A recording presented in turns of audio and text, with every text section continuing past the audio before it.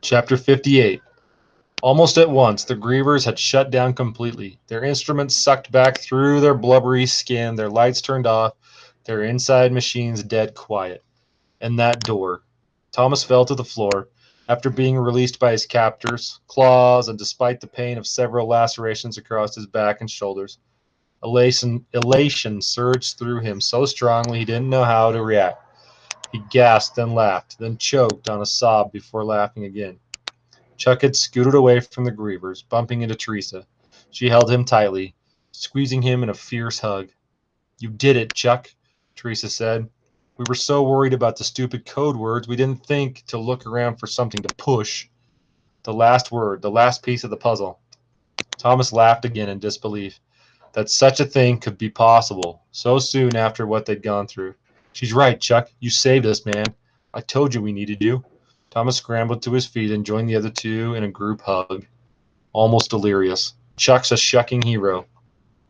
"What about the others?" Teresa said with a nod toward the griever hole. Thomas felt his elation wither, and he stepped back and turned toward the hole. As if in an answer to her question, someone fell through the black square.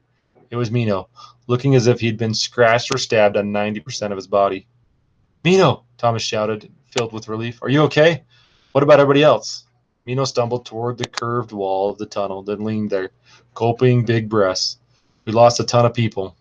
It's a mess of blood up there." Then they all just shut down. He paused, taking a really deep breath and letting it go in a rush of air. "You did it. I can't believe it actually worked."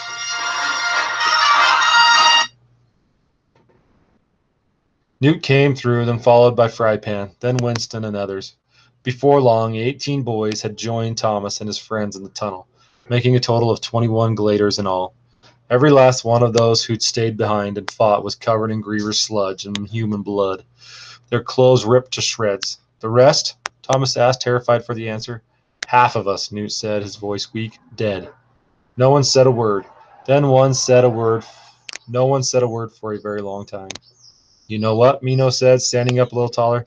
"Half might have died, but half of us shucking lived, and nobody got stung. Just like Thomas thought. We got to get out of here." Too many, Thomas thought. Too many by far.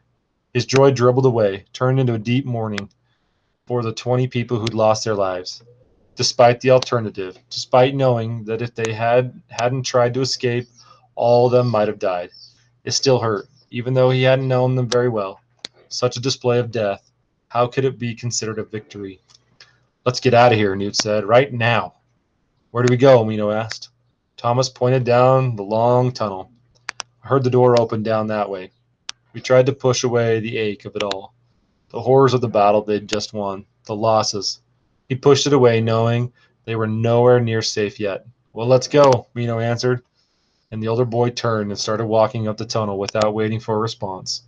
Newt nodded, ushering the other gladers past him to follow. One by one they went until only he remained with Thomas and Teresa. "I'll go last," Thomas said. No one argued. Newt went, then Chuck, then Teresa, into the black tunnel. Even the flashlight seemed to get swallowed by the darkness. Thomas followed, not even bothering to look back at the dead grievers. After a minute or so of walking, he heard a shriek from up ahead, followed by another, then another. The cries faded as if they were falling. Murmurs made their way down the line, and finally Teresa turned to Thomas. "Looks like it ends in a slide up there, shooting downward." Thomas's stomach turned at the thought. It seemed like it was a game, for whoever had built the place at least. One by one he heard the gladers' dwindling shouts and hoots up ahead. Then it was Newt's turn, then Chuck's.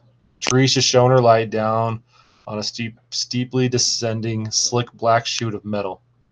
"Guess we have no choice," she said to his mind. Guess not. Thomas had a strong feeling it wasn't a way out of their nightmare. He just hoped it didn't lead to another pack of grievers. Teresa slipped down the slide with an almost cheerful shriek, and Thomas followed her before he could talk himself out of it. Anything was better than the maze. His body shot down a steep decline, slick with an oily goo that smelled awful, like burnt plastic and overused machinery. He twisted his body until he got his feet in front of him, then tried to hold his hands out to slow himself down. It was useless. The greasy stuff covered every inch of the stone. He couldn't grip anything. The screams of the other gladers echoed off the tunnel walls as they slid down the oily chute. Panic gripped Thomas's heart.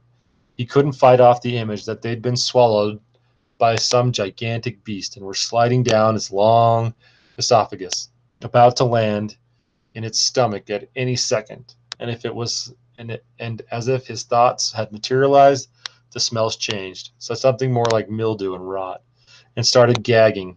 It took all of his effort not to throw up on himself. The tunnel began to twist, turn in a rough spiral, just enough to slow them down, and Thomas's feet smacked right into Teresa, hitting her in the head.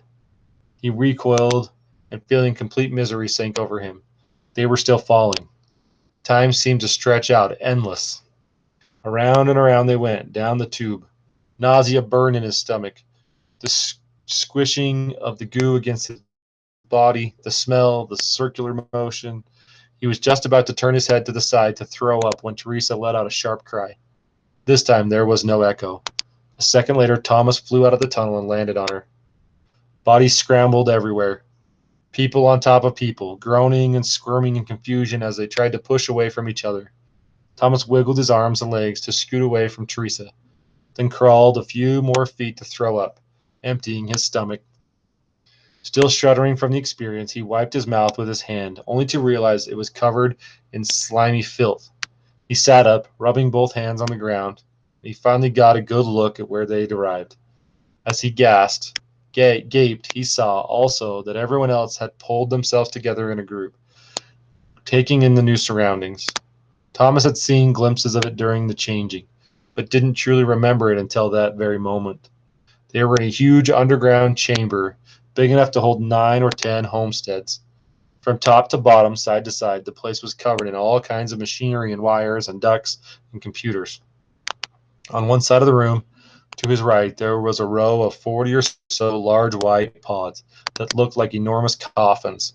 Across from that, on the other side, stood large glass doors, although the lighting made it impossible to see what was on the other side.